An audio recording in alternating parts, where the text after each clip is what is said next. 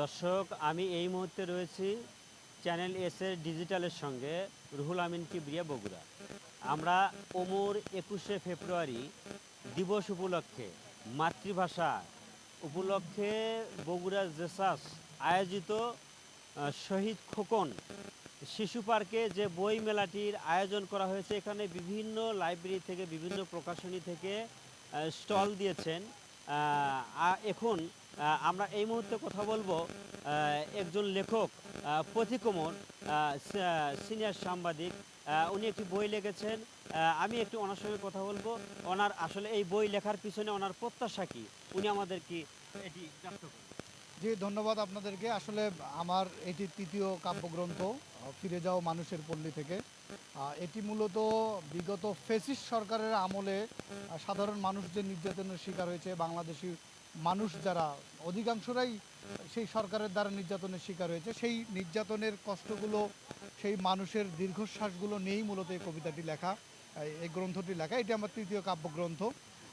এই কবিতা আসলে কবিরা তো সমাজ, দেশের মানুষকে নিয়েই মূলত কবিতা লেখে। আমিও আমাদের বাংলাদেশের মানুষরা কেমন ছিল, এই সমাজ কেমন ছিল, এই আমরা সাধারণ মানুষরা কেমন ছিল, ব্যবসায়ীরা কেমন ছিল, রাজনৈতিক পরিস্থিতি কেমন ছিল, এগুলো নিয়েই মূলত আমার কবিতাটি লেখা। এবং এই কবিতার প্রত্যেকটি কবিতাতেই মূলত সেই ফ্যাসিস্ট সরকারের কার্যকলাপগুলোই উঠে এসেছে। ধন্যবাদ। ধন্যবাদ আপনাকে। যে বিগত যে ফ্যাসিস্ট সরকার যে যা কর্মকাণ্ড করে গেছেন, যে রসাতলা দেশটি দিয়ে গেছেন, তারই আলোকেই মূলত এই বইটি উনি লিখেছেন, যেটি আমাদেরকে ব্যক্ত করেছেন। আমরা এই মুহূর্তে আরেকজন বই, সেম বইটি কিনেছেন সেই দর্শনার্থীর সাথে আমরা একটু কথা বলবো। আসলে কোন অনুপ্রেরণা থেকে উনি এই বইটি কিনলেন। ধন্যবাদ। আমি মোহাম্মদ ফজলুল হক। 21 আমার চেতনা, 21 আমার বিশ্বাস। জাসাস বগুড়া শাখা কর্তৃক আয়োজিত শহীদ খোকন পার্কে যে বই মেলা হচ্ছে, শেষ হবার শেষের দিকে এসেও যেন শেষ হচ্ছে না। দর্শনার্থীদের ভিড় বেড়েই চলেছে, বইপ্রেমীদের। আমি আমাদের এক স্নেহধন্য ছোট ভাই, প্রতিবাদী সাংবাদিক এবং প্রতিবাদী লেখক প্রতিকমরের একটা বই গিফট পেলাম, যেটা হচ্ছে ফিরে যাও মানুষের পল্লী থেকে। এছাড়াও মেলায় যে সমস্ত পরিবর্তনগুলো দেখা যাচ্ছে, 5ই আগস্টের পরে যে প্রচুর বই আছে এখানে। তারেক জিয়া একজন জননেতা, হ্যাঁ, শহীদ জিয়াউর রহমান, মেজর জেনারেল জিয়া, আমি যেমন দেখেছি শহীদ জিয়াকে, এবং 24-এর কবিতা লেখাগুলো দেখে ভালো লাগলো, এবং বই উৎসাহী বইপ্রেমী মানুষদের দেখেও ভালো লাগলো। শুভ হোক।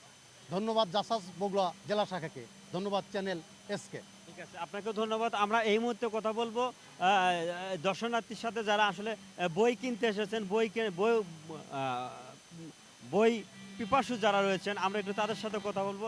যদি আমাদের চ্যানেলকে জানাতেন আসলে বই কিনতে এসেছেন, কেমন লাগছে আসলে বই কিনে, কি কি বই কিনেছেন বা কিনবেন।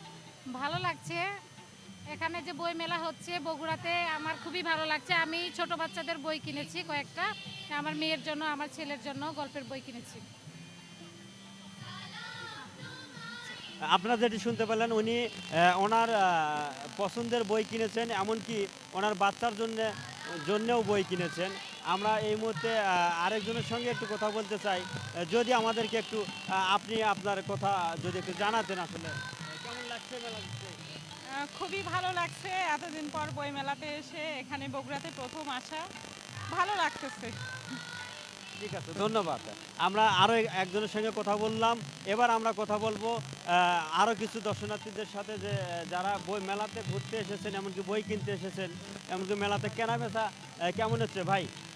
যদি একটু আমরা একটু একটু কথা বলতাম একটু দোকানের সাথে, আসলে বেচা কেনা কেমন হচ্ছে আপনাদের এই মেলাকে কেন্দ্র করে, আপনাদের মেলা কেমন বেচা কেনা করছে। এখন মোটামুটি বেচাকেনা মোটামুটি ভালো হচ্ছে। প্রায় সব ধরনের ছোট বাচ্চাদের বইয়ের চাহিদা খুব সব থেকে বেশি। হ্যাঁ, আগামীকাল শেষ উপলক্ষে মনে হচ্ছে যে পরিমাণ এখন পর্যন্ত সেল হয়েছে তার থেকে দ্বিগুণ সেল হবে। আপনারা যেটি জানতে পারলেন সেটি হলো যে মেলা শেষ, আমরা আপনি কি মেলাতে এসেছেন বই কিনতে, একটু যদি আমাদেরকে জানাতেন চ্যানেলে।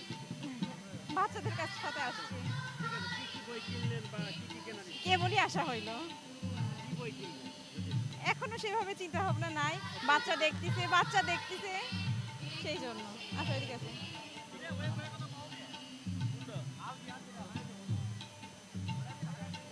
সর্বশেষ চ্যানেল এস ডিজিটাল থেকে বিদায় নিচ্ছি আমি রুহুল আমিন কিবরিয়া, বগুড়া।